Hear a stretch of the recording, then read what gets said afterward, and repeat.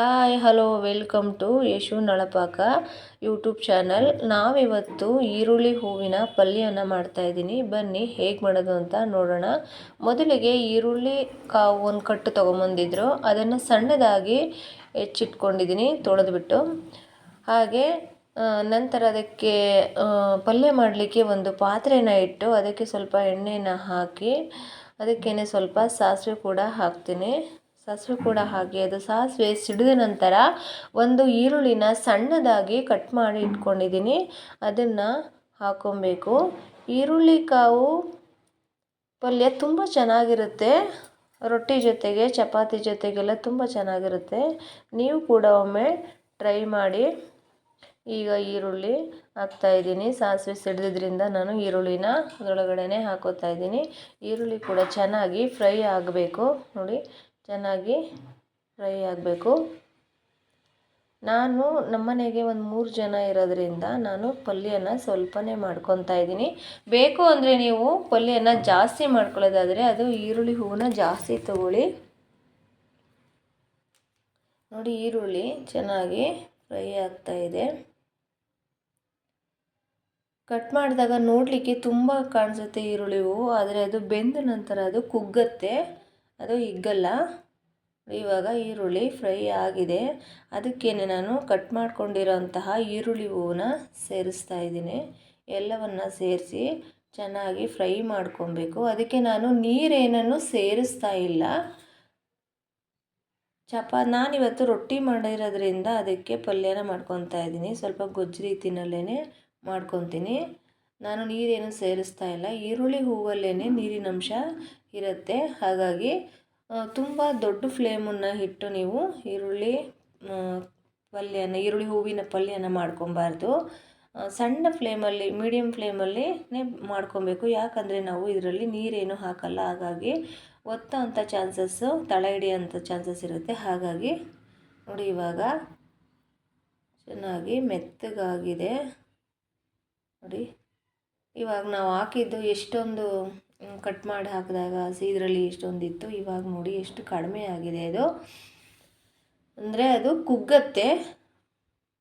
ಚೆನ್ನಾಗಿ ಅದನ್ನು ತಿರುಗಿಸ್ಕೊಳ್ಳಿ. ನೋಡಿ, ಇವಾಗ ಫ್ರೈ ಆಗಿದೆ. ಅದಕ್ಕೇ ರುಚಿಗೆ ಎಷ್ಟು ಬೇಕಷ್ಟು ಉಪ್ಪನ್ನು ಹಾಕ್ಕೊತಾ ಇದ್ದೀನಿ. ನೀವು ಅಷ್ಟೇ ರುಚಿಗೆ ಎಷ್ಟು ಬೇಕಷ್ಟು ಉಪ್ಪನ್ನು ಹಾಕ್ಕೊಳ್ಳಿ. ತುಂಬ ಜಾಸ್ತಿ ಉಪ್ಪನ್ನು ಹಾಕ್ಕೊಂಬಿಡ್ರಿ, ಯಾಕಂದರೆ ಅದು ಪಲ್ಯ ಉಪ್ಪನ್ನು ಜಾಸ್ತಿ ತಗೊಳ್ಳಲ್ಲ. ಹಾಗಾಗಿ ನೀವು ಸ್ವಲ್ಪ ಉಪ್ಪನ್ನು ಹಾಕ್ಕೊಳ್ಳಿ. ಇದು ಚೆನ್ನಾಗಿ ಉಪ್ಪು ಹತ್ತಬೇಕು.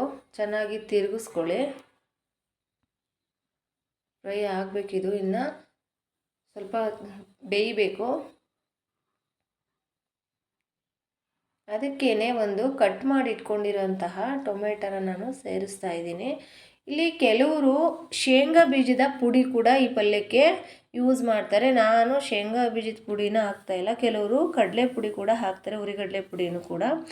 ನಾನು ಹಾಕ್ತಾಯಿಲ್ಲ, ಯಾಕಂದರೆ ನಾನು ಮಾಡ್ಕೊತಾ ಇರೋದು ರೊಟ್ಟಿ ಜೊತೆಗೆ ಪಲ್ಯ. ಹಾಗಾಗಿ ನಾನು ಅದು ಯಾವ ಪುಡಿನೂ ಹಾಕ್ತಾಯಿಲ್ಲ. ಟೊಮೆಟೊನ ಹಾಕಿದೆ, ಫ್ರೈ ಟೊಮೆಟೊ ಕೂಡ ಸ್ವಲ್ಪ ಮೆತ್ತಗಾಗಲಿ. ನೋಡಿ, ಅದರೊಳಗಡೆ ಹಾಕಿದ್ದೀನಿ ಒಂದು ಟೊಮೆಟೊನ. ನೋಡಿ, ಇವಾಗ ಅದು ಕೂಡ ಟೊಮೆಟೊ ಕೂಡ ಮೆತ್ತಗೆ ಆಗಿದೆ.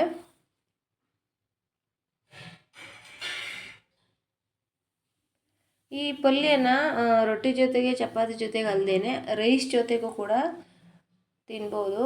ನೋಡಿ, ಅದೇ ನೀರು ಬಿಟ್ಕೊಂಡಿದೆ.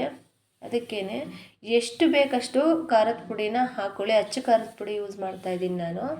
ಈರುಳ್ಳಿನಲ್ಲೇ ಸ್ವಲ್ಪ ಖಾರದ ಅಂಶ ಇರೋದ್ರಿಂದ ನಾನು ಸ್ವಲ್ಪ ಅರ್ಧ ಚಮಚದಷ್ಟು ಖಾರದ ಪುಡಿ, ಅಚ್ಚ ಖಾರದ ಪುಡಿನ ಹಾಕೋತಾ ಇದ್ದೀನಿ. ನೀವು ಕೂಡ ನೋಡಿಕೊಂಡು ಹಾಕ್ಕೊಳ್ಳಿ. ಖಾರ ಆದರೆ ತಿನ್ನೋದಕ್ಕಾಗೋದಿಲ್ಲ. ನೋಡಿ, ಒಂದು ಸ್ಪೂನಷ್ಟು ಧನಿಯಾ ಪುಡಿಯನ್ನು ಕೂಡ ನಾನು ಸೇರಿಸ್ತಾ ಇದ್ದೀನಿ. ಹಾಗೆ ಒಂದು ಅರ್ಧ ಸ್ಪೂನಷ್ಟು ಗರಂ ಮಸಾಲ ಪೌಡ್ರ್ ಕೂಡ ನಾನು ಹಾಕೋತಾ ಇದ್ದೀನಿ. ಹಾಕಿ ಎಲ್ಲವನ್ನು ಚೆನ್ನಾಗಿ ಮಿಕ್ಸ್ ಮಾಡ್ಕೊಳ್ಳಿ. ನೋಡಿ, ಇವಾಗ ಎಲ್ಲ ಮಿಕ್ಸ್ ಮಾಡಿದ್ದಾಗಿದೆ. ಅದಕ್ಕೇ ಸ್ವಲ್ಪ ತೆಂಗಿನಕಾಯಿನ ತುರಿದಿಟ್ಕೊಂಡಿದ್ದೆ, ಅದನ್ನು ಕೂಡ ನಾನು ಸೇರಿಸ್ತಾ ಇದ್ದೀನಿ. ಹಾಗೆ ಒಂದು ಸ್ವಲ್ಪ ಕೊತ್ತಂಬರಿ ಸೊಪ್ಪು ಕೂಡ ನಾನು ಕಟ್ ಮಾಡಿ ಎತ್ತಿಟ್ಕೊಂಡಿದ್ದೆ, ಅದನ್ನು ಕೂಡ ನಾನು ಅದರೊಳಗಡೆ ಸೇರಿಸ್ತಾ ಇದ್ದೀನಿ. ನಾನಿಲ್ಲಿ ಅರಿಶಿನ ಏನನ್ನು ಸೇರಿಸ್ತಾ ಇಲ್ಲ.